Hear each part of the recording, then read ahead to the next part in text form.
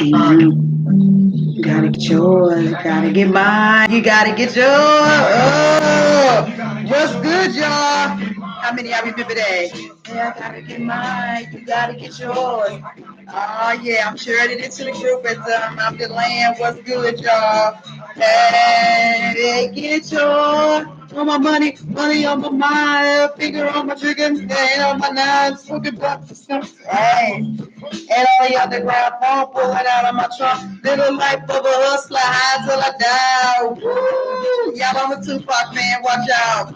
There's a hustler. Yeah. All right. There we go. Woo-hoo. Okay. Yay! Okay. So, anywho, what's going on? What's going on to all of you beautiful ladies coming in here really quick to share some convo with you because I put a post out here and I really, really, truly did love the responses that I was getting. I said, let me come in here and talk about this a little bit. And I'm looking. You guys got to forgive me. I was looking as I'm talking, this whole price thing and this whole marketing thing can really trip you up. I put in a connection because I had a podcast episode that was called Rinse and Repeat. And that's that place you want to be. You know what I'm saying? When you build your business, you want to know that, hey, no, I'm live. I'm live. You got it. I got it. You missed it too. I was listening to Tupac and MC Breed. Hold on. Hey, I'm hopeless. In no, trying to keep my focus. Yeah, bullshit worry me. Tricks of the game. Yeah, they worry me. Yeah. See, I'm live, baby. Tupac is still struggling hard. Whether it's mine or mine, I gotta get mine. You gotta get yours. Okay, let me stop. Dancing diva, yeah, yeah, yes, yes. Oh God, what is it? Rihanna, Queen. And say, but so Bailar and Reina, I don't know if you can put it together. Help me, Maestro. But anyway, so seriously, now I put up a post and I was just talking about this whole rinse and repeat thing, and it's not as easy as some people would like to make it seem. Where it's like, oh my God, you know what you need to do? You just need to create this product and you put it out there, and then those people buy that, and then from there, you launch it every 3, 6, 9 months, and bam, Reina de ballet. Okay, because I was gonna say bailar to dance. See what I'm saying? Reina de ballet. Reina de ballet, Reina de la ve, Reina de la ve, Y'all know I don't got no sense, but seriously, back to the topic at hand. So people will have a tendency to kind of talk like Bela, baila. Yeah, okay, like bailar. I don't know what I said, but you corrected me. But that's what I got you for. Hooked on phonics, de español. So it's not that simple. And the reason why it's not that simple, and I watch a lot of sisters, they want to act like it is. Oh yeah, so I'm just gonna put this product out there and I'm just gonna offer it. And part of this whole song and dance thing um with entrepreneurship has to do with the engagement and interaction with your clients. And so you don't really know if something that you created is a hit or miss, or if it's something that's effective and it's something that you can keep on repeating and duplicating until you put it out there multiple times and begin to see how people are latching on to it. And so I'm going to give an example of what I did. Now, when I first started my group, it was pretty much like impromptu. I was like, I'm just gonna be available for these ladies. They're gonna have these questions, and as these questions are coming up, I'm gonna answer them, and I'm gonna help them get whatever it is they need. And so, I had a group, and there was 3 people. Kavi was one of the founding members, and it was like, okay, so let me help you out with this issue because we really got to talk about who you working with.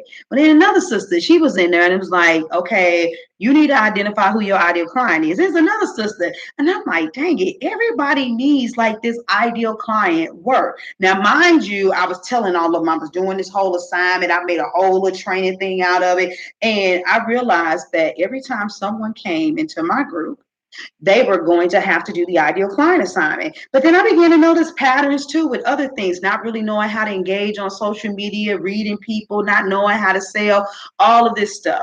And so I remember I had a big burst in my business where I was like, I could take all of this stuff, all of these things. Girl, hello, life changer. You hear me? I have to go back to it myself every once in a while for things. And so I realized that I could take all of these things, and if I put them in a 90-day blitz, then I could charge like $4,000 for. Actually, I probably could have charged more, but $4,000 was that mark with what I was comfortable with. And so I had 5 women in the program. It was so freaking phenomenal to have that many people in such a short period of time pay me for that, and then to see all of them experience results. I'm like, oh, I really, really know that what I have works. But then I had this other issue of hitting this bubble where I converted some of those people from group clients to one-to-one clients, but it was hard to get that same synergy and to get that thing going up again. And I realized from just doing the research that people didn't have the money. See, because I ain't like some of y'all. Well, I'd be like, yeah, you want to do this. And when people say, oh, I can't afford it, that ain't no answer to me. Can you be real with me? Like, seriously, I would literally say to somebody on a sales call, are you having an issue like really paying for this, or is it about the priorities right now? You really want to do something else? Because I want to know if people choosing to spend their money on something else, they be like, look, August, I'm gonna tell you right now, this isn't happening to me, and I barrely got X amount of dollars, and I'm gonna have to beg my husband for some money. I'm like, see, I investigate. I take notes. Let me plug Marcia real quick, put my pen up. I take notes. You know what I'm saying? And I write stuff down. And I'm like, okay, so I'm really realizing that something's going on with my demographic. And I'm like, well, what would happen if I took it and I slowed it back down? But I changed the way that I configured the group, because the first time I did the group, y'all, I was only charging $97 a person. And then I raised it up to $197, but I was still in there slaving like every single day. The group that I have now, it's a guarantee that unless I just decide to, I'm not gonna be in there on Sunday and Thursday. Hey, that I'm not that I, but I'm gonna be there throughout the weekend. I'm not saying that just because my 2 off days are Sunday and Thursday, that means that on Monday, Tuesday, Wednesday, and Friday and Saturday that I'm going to be in the group. It just means that I'm available and I'm potentially accessible. But I was able to pull back. But I noticed that those same things were on repeat. But then there were a cluster of those items that I'm like, you know what, if people could just get these couple of things, these few things, well, I said a couple of things, these few things under their belt, then I actually could just make a mini course from that and give people a taste of what I have to offer, make it very low ticket for a short period of time. Then I can roll those people into FMB, because before I was like doing like a live video, workshop and then rolling people into FMB. I was still experimenting along the way. And my tribe was right there, and they saw that some things were explosive and worked right away. Some things got traction and then kind of slowed down. But the point was I was still testing. But I can tell you right now, it's real simple. CMC, capture more clients, then transform them to FMB, fix my business. Some people in fix my business will convert to one-to-one, and then that's the way that it goes. Because I found that rinse and repeat. And part of what motivated me to have that rinse and repeat was the fact that I paid attention to my demographic and what they could afford. I understand everybody wants you to do high ticket. You guys, some of you need to understand that you cannot, it is contradictory for you to want to serve the people that you intend to serve and then associate your price ticket with high ticket. What you have to learn how to do is master your delivery. Master the speed of your delivery so that it's just enough for them to experience transformation, but slow down enough that you're not throwing all your goods out for just a few pennies on the dollar. Because when you know, for instance, that the value of it is $5,000 and you can really change somebody's life in 90 days, but then somebody is only going to be able to pay you $300, for once a month, then honestly, one way to potentially look at it, I'm not saying this is an exact science, is okay, well, $300 times 12 would be 3,600. So really they need a year and a half if I space this information out. And when you do that, that's when you begin to look, you have to look at patterns.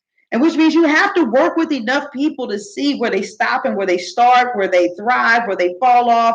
So then you could begin to create a precise formula. This is how you begin to develop the rinse and repeat. You say you have to know who you are serving as well as what you are worth. You can't thrive with only one of those. You absolutely cannot, because you can know who you serving and serving well and wear yourself out. You could not be serving the right people, and you could be serving and you wasting, you're trying to serve and you wasting your time. But when you serve, when you serving, I mean, when you can know who to serve, but then you looking at your work and you mix matching the way that it's gonna come together, it just really, really, oh God, it ends up just being a horrific mess. I can't even say it right. See what I'm saying? So we're not even gonna try to say what Kimmy was saying. Yeah, I know what she meant. But anyway, so with this whole thing in regards to, you know, pricing your products, revamping your structure and what you're doing, many of you are going to need to do that. And the reason being is because you, let me keep on. So I'm trying to find it. You there. Oh, here we go. Right here. Because you got to look at your demographic and who you're supposed to serve. So somebody said their process is in transition. They're looking for a lower ticket offer for the non-business business owner, which hurts her heart because I brought into that they make six figures online business model selling everyone programs. Okay, yeah. So when you okay, trying to scroll through that. I didn't do a good job of reading it. Or maybe she had typos. I'm not going to blame her right now. It's just easier to blame her, right? But she said, but at the end of the day, looking at that model, she said there's a misstep. And I noticed something else that she said, and that is so beautiful when you see this video. Like some of you have products that could be sold to entrepreneurs and non-entrepreneurs. You do have to realize that with two different types of ideal clients, that the value of that information is different. You laughing at me? Thank you. The value of it is different. So if I'm talking about the price of personal development, then somebody in my neighborhood might be willing to spend $100 or $200 a session and maybe twice a month to be able to get some advice, just to have a little bit of peace of mind. Somebody that's running a business may be willing to pay $1,000 for that and say, because I know that when I get this right, I also make more money. I know I gave a huge distinction and gap between the two, but it also takes a different level of effort to serve the two. These are the kind of things, though, that you have to pay attention to when you're serving your demographic. And for my brothers and sisters that happen to want to serve people that's in the hood, you just have to understand that you have to serve people where they are. And if serving them where they are is you depreciating, I mean, devaluing yourself, Lord have mercy, help me out, then you don't want to serve those people. You want to pass them on to someone else because you don't want the way that you build your business to be a headache. You don't. And so some of you that are here in the Authentic Collective organization, let's talk about what that looks like. How comfortable are you with what you do? And let me just also say this. People despise low ticket because they don't have long game strategy. I'm gonna use you, baby girl, since you here on the video. Like right now, you got a cool little amount, people that's in your group.